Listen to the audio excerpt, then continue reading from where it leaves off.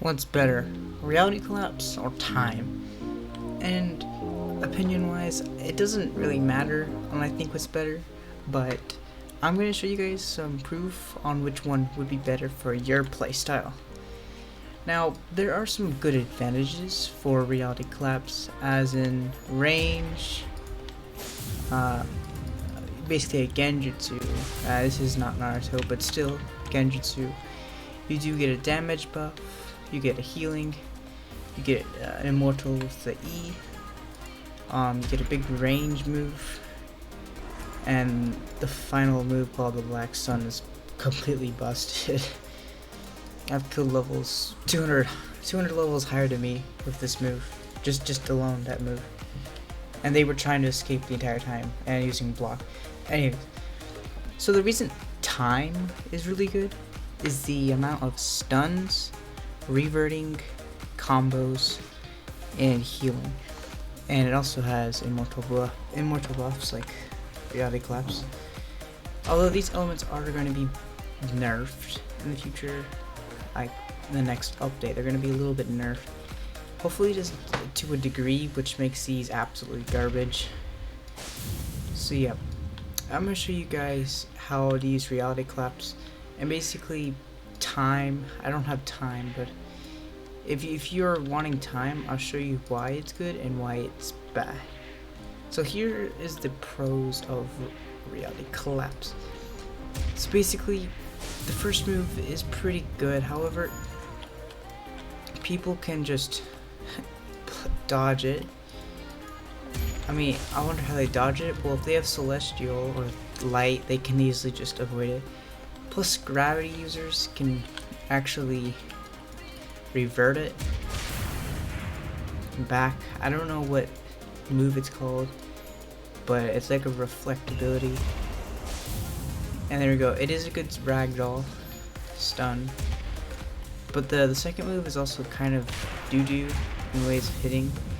You have to stun them for quite a while, or you'd have to place all 5 of them to get a good AoE attack. Now, the good things, which I think I've already stated most of the good things about reality, those were pretty much the bad things about reality. Especially the cooldown on Traveler. Yeah. Lag. So basically, yeah, the cooldown's like a whole minute and a half.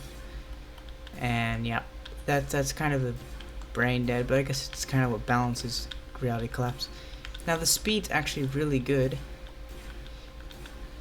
Very, very good. As you can see, I'm just spamming Q and I'm getting infinite speed here. Although I think time is actually faster because they actually get a 1.25 times speed buff and a dash, which is a lot faster than what I'm doing right now.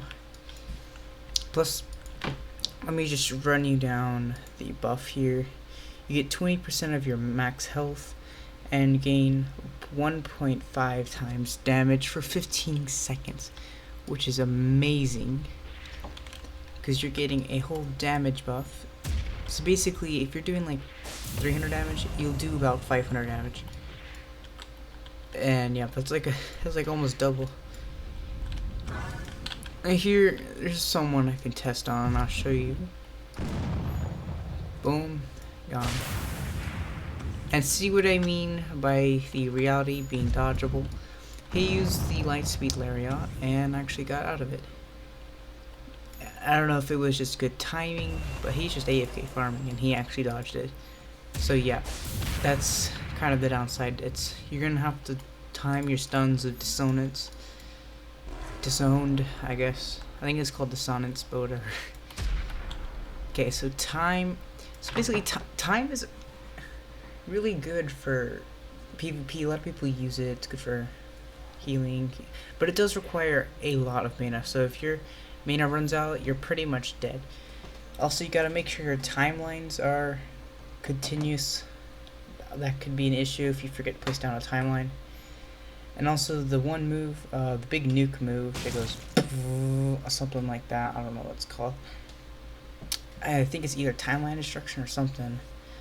But that move is easily like blockable or dodgeable. So if you don't stun them and like use a timeline combo on them to get that, you won't be doing any damage at all. So yeah, that's pretty much it. What would be better? Yeah, I don't think any of them are better. Reality and time are like on even grounds. It just depends on your playstyle.